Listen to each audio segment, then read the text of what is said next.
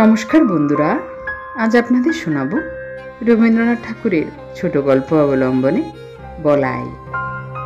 মানুষের জীবনটা পৃথিবীর নানা জীবের ইতিহাসের নানা পরিচ্ছেদের উপসংহারে এমন একটা কথা আছে।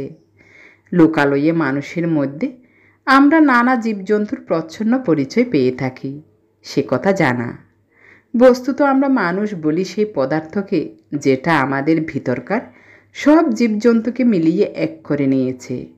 আমাদের বাঘ গরুকে এক খোয়ারে দিয়েছে পুরে, ওহি নগুলকে এক খাঁচায় ধরে রেখেছে। যেমন রাগিনী বলি তাকেই, যা আপনার ভিতরকার সমুদয় সারেগামাগুলোকে সঙ্গীত করে তোলে। তারপর থেকে তাদের আর গোলমাল করবার সাধ্য থাকে না। কিন্তু সঙ্গীতের ভিতরে একটি সুর অন্য সকল সুরকে ছাড়িয়ে বিশেষ হয়ে ওঠে। কোনোটাতে মধ্যম, কোনোটাতে কোমল গান্ধার, কোনোটাতে পঞ্চম। আমার ভাইপো বলাই, তার প্রকৃতিতে কেমন করে গাছপালার মূল সুরগুলোই হয়েছে প্রবল। ছেলেবেলা থেকেই চুপচাপ চেয়ে চেয়ে দেখায় তার অভ্যাস, নড়েচড়ে বেড়ানো নয়। পূব দিকের আকাশে কালো মেঘ স্তরে স্তরে স্তম্ভিত হয়ে দাঁড়ায়। ওর সমস্ত মনটাতে ভিজে হাওয়া যেন শ্রাবণ অরণ্যের গন্ধ নিয়ে ঘনিয়ে ওঠে। ঝমঝম করে বৃষ্টি পড়ে, ওর সমস্ত গা যেন শুনতে পায় সেই বৃষ্টির শব্দ। ছাদের উপর বিকেলবেলাকার রোদ্দুর পড়ে আসে, গা খুলে বেড়ায়। সমস্ত আকাশ থেকে যেন কি একটা সংগ্রহ করে নেয়। মাঘের শেষে আমের বোল ধরে, তার একটা নিবিড় আনন্দ জেগে ওঠে ওর রক্তের মধ্যে। একটা কিসের অব্যক্ত স্মৃতিতে ফাল্গুন পুষ্পিত শালবনের মতোই ওর অন্তর প্রকৃতিটা চারদিকে বিস্তৃত হয়ে ওঠে, ভরে ওঠে। তাতে একটা ঘন রং লাগে। তখন ওর একলা বসে বসে আপন মনে কথা কইতে ইচ্ছে করে। যা কিছু গল্প শুনেছে সব নিয়ে জোড়াতারা দিয়ে। অতি পুরনো বটের কোটরে বাসা বেঁধে আছে যে একজোড়া অতি পুরনো পাখি, ব্যঙ্গমা ব্যঙ্গমী, তাদের গল্প। ওই ডেবা ডাবা চোখ মেলে সর্বদা তাকিয়ে থাকা ছেলেটা বেশি কথা কইতে পারে না, তাই ওকে মনে মনে অনেক বেশি ভাবতে হয়। ওকে একবার পাহাড়ে নিয়ে গিয়েছিলুম। আমাদের বাড়ির সামনে ঘন সবুজ ঘাস পাহাড়ের ডাল বেয়ে নিচে পর্যন্ত নেমে গিয়েছে। সেইটি দেখে আর ওর মন ভারী খুশি হয়ে ওঠে। ঘাসের আস্তরণটা একটা স্থির পদার্থ তা ওর মনে হয় না। ওর বোধ হয় যেন ওই ঘাসের পুঞ্জ একটা গড়িয়ে চলা খেলা, কেবলই গড়াচ্ছে। প্রায়ই তারই সেই ঢালু বেয়ে ও নিজেও গড়াতো। সমস্ত দেহ দিয়ে ঘাস হয়ে উঠত। গড়াতে গড়াতে ঘাসের আগায় ওর ঘাড়ের কাছে সুরসুরি লাগত, আরও কিলকিল করে হেসে উঠত। রাত্রে বৃষ্টির পরে প্রথম সকালে সামনের পাহাড়ের শিকড় দিয়ে কাঁচা সোনা রঙের রোদ্দুর দেবদারু বনের উপরে এসে পড়ে। ও কাউকে না বলে আস্তে আস্তে গিয়ে সেই দেবদারু বনের নিস্তব্ধ ছায়াতলে একলা অবাক হয়ে দাঁড়িয়ে থাকে। গা ছমছম করে। এইসব প্রকাণ্ড গাছের ভিতরকার মানুষকে ও যেন দেখতে পায়। তারা কথা কয় না, কিন্তু সমস্তই যেন জানে। তারা সব যেন অনেক কালের দাদামশাই, এক যে ছিল রাজাদের আমলের। ওর ভাবে ভোলা চোখটা কেবল যে উপরের দিকেই তা নয়। অনেক সময় দেখেছি ও আমার বাগানে বেড়াচ্ছে, মাটির দিকে কি খুঁজে খুঁজে। নতুন অঙ্কুরগুলো তাদের কোকড়ানো মাথাটুকু নিয়ে আলোতে ফুটে উঠেছে, এই দেখতে তার ঔৎসুক্যের সীমা নেই। প্রতিদিন ঝুঁকে পড়ে পড়ে তাদেরকে যেন জিজ্ঞাসা করে, তারপরে তারপরে তারপরে। তারা ওর চির অসমাপ্ত গল্প, সদ্য গজিয়ে ওঠা কচি কচি পাতা। তাদের সঙ্গে ওর কি যে একটা বয়স্য ভাব, তাও কেমন করে প্রকাশ করবে। তারাও ওকে কি একটা প্রশ্ন জিজ্ঞাসা করবার জন্য আকুপাকু করে। হয়তো বলে, তোমার নাম কি? হয়তো বলে, তোমার মা কোথায় গেল? বলায় মনে মনে উত্তর করে, আমার মা তো নেই। কেউ গাছের ফুল তোলে, এইটি ওর বড় বাজে। আর কারো কাছে ওর এই সংকোচের কোনো মানে নেই, এটাও সে বুঝেছে। এই জন্যে ব্যথাটা লুকোতে চেষ্টা করে। ওর বয়সের ছেলেগুলো গাছে ঢিল মেরে মেরে আমলকি পারে, ও কিছু বলতে পারে না, সেখান থেকে মুখ ফিরিয়ে চলে যায়। ওর সঙ্গীরা ওকে খেপাবার জন্যে বাগানের ভিতর দিয়ে চলতে চলতে ছড়ি দিয়ে দুপাশের গাছগুলোকে মারতে মারতে চলে। ফস করে বকুল গাছের একটা ডাল ভেঙে নেয়। ওর কাঁদতে লজ্জা করে, পাছে সেটাকে কেউ পাগলামি মনে করে। ওর সবচেয়ে বিপদের দিন যেদিন ঘাসিয়ারা ঘাস কাটতে আসে, কেননা ঘাসের ভিতরে ভিতরে ও প্রত্যহ দেখে দেখে বেরিয়েছে এতটুকুটুকু লতা, বেগুনি হলদে নামহারা ফুল, অতি ছোট ছোট, মাঝে মাঝে কণ্টিকারি গাছ। তার নীল নীল ফুলের বুকের মাঝখানটিতে ছোট্ট একটুখানি সোনার ফোঁটা। বেড়ার কাছে কাছে কোথাও বা কালো মেঘের লতা, কোথাও বা অনন্তমূল। পাখিতে খাওয়া নিমফলের বিচি পড়ে ছোট ছোট চারা বেরিয়েছে। কি সুন্দর তার পাতা! সমস্তই নিষ্ঠুর নিড়ুনি দিয়ে দিয়ে নিড়িয়ে ফেলা হয়। তারা বাগানের শৌখিন গাছ নয়, তাদের নালিশ শোনবার কেউ নেই। একদিন ওর কাকির কোলে এসে বসে তার গলা জড়িয়ে বলে, ওই ঘাসিয়ারাকে বলো না আমার ওই গাছগুলো যেন না কাটে। কাকি বলে, বলাই কি যে পাগলের মতো বকিস, ও যে সব জঙ্গল, সাপ না করলে চলবে কেন? বলাই অনেক দিন থেকে বুঝতে পেরেছিল কতকগুলো ব্যথা আছে যা সম্পূর্ণ ওর একলার।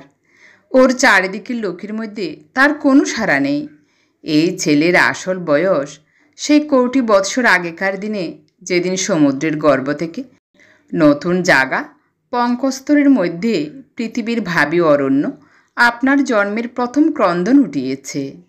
সেদিন পশু নেই, পাখি নেই, জীবনের কলরব নেই। চারদিকে পাথর আর পাক আর জল। কালের পথে সমস্ত জীবের অগ্রগামী গাছ সূর্যের দিকে জোরহাত তুলে বলেছে, আমি থাকব, আমি বাঁচব, আমি চিরপথিক। মৃত্যুর পর মৃত্যুর মধ্য দিয়ে অন্তহীন প্রাণের বিকাশ তীর্থে যাত্রা করব রৌদ্রে বাদলে, দিনে রাত্রে। গাছের এই রব আজও উঠছে বনে বনে, পর্বতে প্রান্তরে। তাদেরই শাখায় পত্রে ধরণীর প্রাণ বলে বলে উঠছে, আমি থাকব, আমি থাকব। বিশ্বপ্রাণের মুখ ধাত্রী এই গাছ নিরবিচ্ছিন্ন কাল ধরে দুলোককে দহন করে পৃথিবীর অমৃত ভাণ্ডারের জন্যে প্রাণের তেজ, প্রাণের রস, প্রাণের লাবণ্য সঞ্চয় করে, আর উৎকণ্ঠিত প্রাণের বাণীকে অহর্নিশি আকাশে উচ্ছ্বসিত করে তোলে। আমি থাকব। সেই বিশ্বপ্রাণের বাণী কেমন একরকম করে আপনার রক্তের মধ্যে শুনতে পেয়েছিল এই বলাই। আমরা তাই নিয়ে খুব হেসেছিলুম। একদিন সকালে এক মনে খবরের কাগজ পড়ছি। বলাই আমাকে ব্যস্ত করে ধরে নিয়ে গেল বাগানে। এক জায়গায় একটা চারা দেখিয়ে আমাকে জিজ্ঞাসা করলে, কাকা এ গাছটা কি? দেখলুম একটা শিমুল গাছের চারা বাগানের খোয়া দেওয়া রাস্তার মাঝখানেই উঠেছে। হায় রে, বলাই ভুল করেছিল আমাকে ডেকে নিয়ে এসে। এতটুকু যখন এর অঙ্কুর বেরিয়েছিল, শিশুর প্রথম প্রলাপটুকুর মতো, তখনই এটা বলাইয়ের চোখে পড়েছে। তারপর থেকে বলাই প্রতিদিন নিজের হাতে একটু একটু জল দিয়েছে। সকালে বিকেলে ক্রমাগত ব্যগ্র হয়ে দেখেছে কতটুকু বাড়ল। শিমুল গাছ বাড়েও দ্রুত, কিন্তু বলাইয়ের আগ্রহের সঙ্গে পাল্লা দিতে পারে না। যখন হাত ধুয়ে কুচু হয়েছে, তখন ওর পত্র সমৃদ্ধি দেখে ভাবলে এ একটা আশ্চর্য গাছ। শিশুর প্রথম বুদ্ধির আভাস দেখবা মাত্র মা যেমন মনে করে আশ্চর্য শিশু, বলাই ভাবলে আমাকেও চমৎকৃত করে দেবে। আমি বললুম, মালিকে বলতে হবে এটা উপড়ে ফেলে দেবে।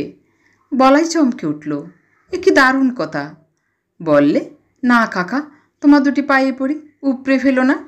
আমি বললুম, কে যে বলিস তার ঠিক নেই, একেবারে রাস্তার মাঝখানে উঠেছে, বড় হলে চারদিকে ধুলো ছড়িয়ে অস্থির করে দেবে। আমার সঙ্গে যখন পারলে না, এই মাতৃহীন শিশুটি গেল তার কাকির কাছে। খুলে বসে তার গলা ঝরিয়ে ধরে ফুফিয়ে ফুফিয়ে কাঁদতে কাঁদতে বললে, কাকি তুমি কাকাকে বারণ করে দাও, গাছটা যেন না কাটেন। উপায়টা ঠিক ঠাউরেছিল। ওর কাকি আমাকে ডেকে বললে, ওগো শুনছো, আহা ওর গাছটা রেখে দাও। রেখে দিলুম। গোড়ায় বলাই না যদি দেখাতো তবে হয়তো ওটা আমার লক্ষ্যই হতো না, কিন্তু এখন রোজই চোখে পড়ে। বছর খানেকের মধ্যে গাছটা নির্লজ্জের মতো মস্ত বেড়ে উঠল। বলাইয়ের এমন হলো, এই গাছটার পরেই তার সবচেয়ে স্নেহ। গাছটাকে প্রতিদিনই দেখাচ্ছে নিতান্ত নির্বোধের মতো। একটা অজায়গায় এসে দাঁড়িয়ে কাউকে খাতির নেই, একেবারে খাড়া লম্বা হয়ে উঠছে। যে দেখে সেই ভাবে এটা এখানে কি করতে। আরও 2-4 বার এর মৃত্যুদণ্ডের প্রস্তাব করা গেল। বলাইকে লোভ দেখালুম, এর বদলে খুব ভালো কতকগুলো গোলাপের চারা আনিয়ে দেব।